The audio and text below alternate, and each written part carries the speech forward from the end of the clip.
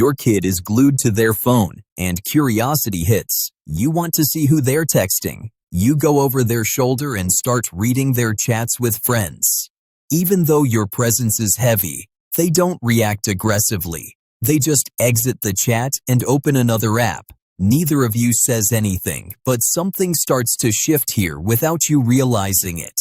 And the first wall that forms between parent and child, it's a violation of privacy. You might think, I'm just protecting them from trouble. But what does the teen see? That you don't trust them, and that their privacy only matters if they can hide it.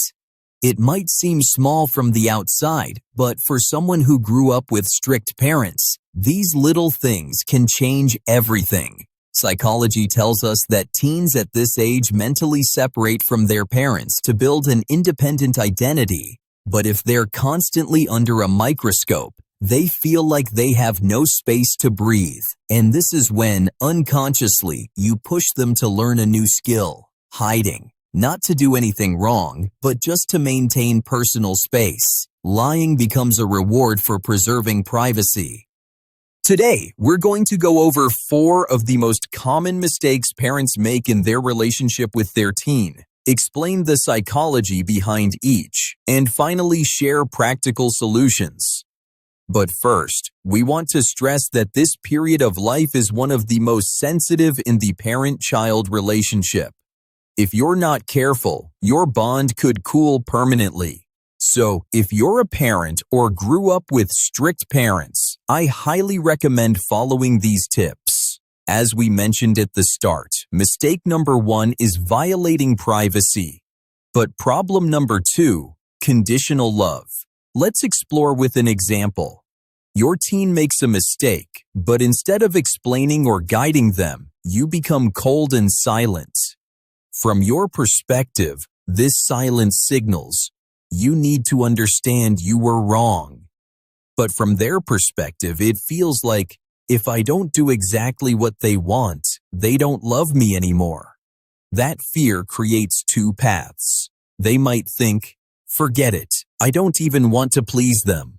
They don't appreciate me. And your seemingly harmless silence slowly turns your teen into a rebellious, irrational person. Or the other possibility, they might think, I have to keep everyone happy, even if it crushes me. Both behaviors send the same message. Affection is always conditional. Love only comes if something is given in return. And these early pains often show up years later as depression, anxiety, or low self-esteem. Mistake number 3, minimizing problems. Your teen comes to you saying, Mom, Dad, my friends aren't talking to each other. And you reply, it's not important. You'll forget who your friends were in 5 years. You think you're helping them see the bigger picture, but they feel like their emotions don't matter. They learn to stay quiet, thinking, why should I say anything if no one's going to listen? And those feelings pile up until a small thing, like doing the dishes, makes them explode. Mistake number 4, excessive control. Everything your teen does is under your watch. Clothes, friends, even how they talk.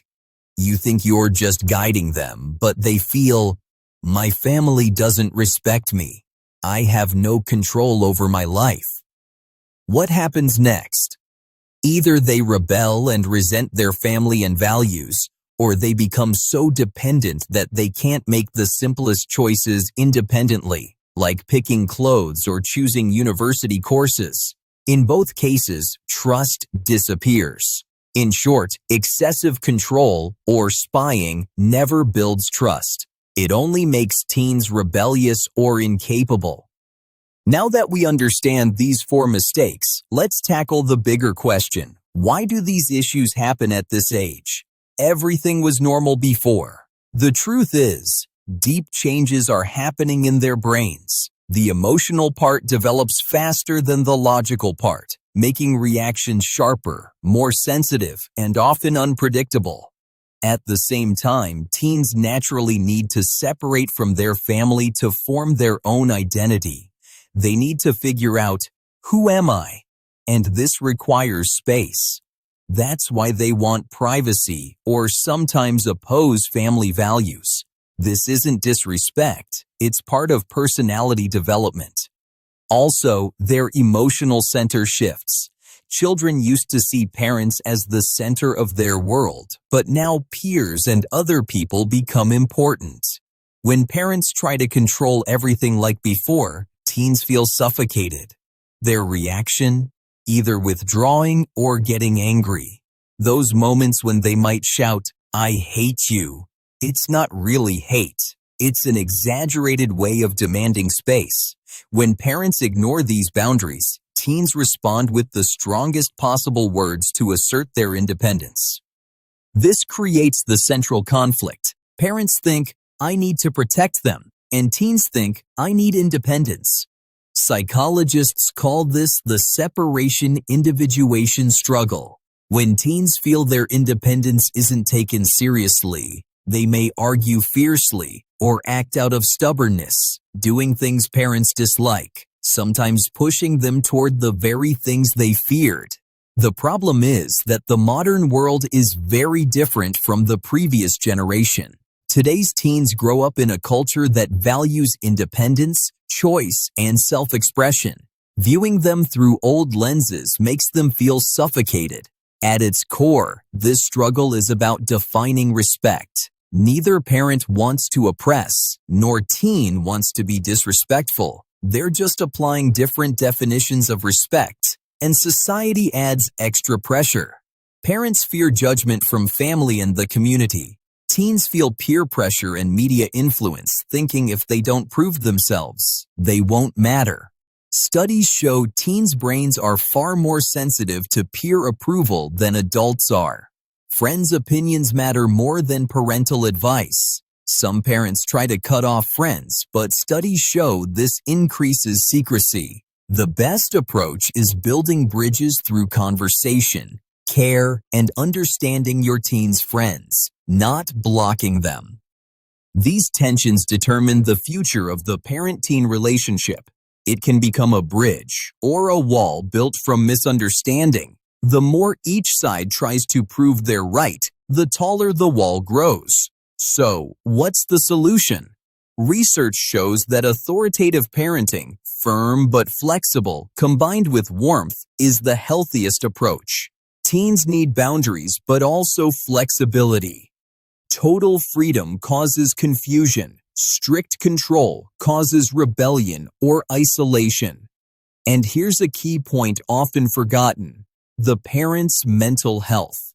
Stress, anxiety, or depression directly affects the quality of the parent-teen relationship. Teens are like mirrors. If parents can't manage emotions, teens won't learn to manage theirs. Parents must work on themselves too, learning relaxation skills, healthy communication, or even seeing a counselor or therapist. This self-care is crucial for a safe, trusting relationship.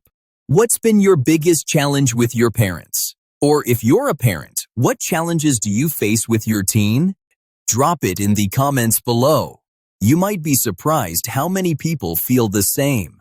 So hit that like button, subscribe if you haven't yet, and turn on the notifications so you won't miss the next video.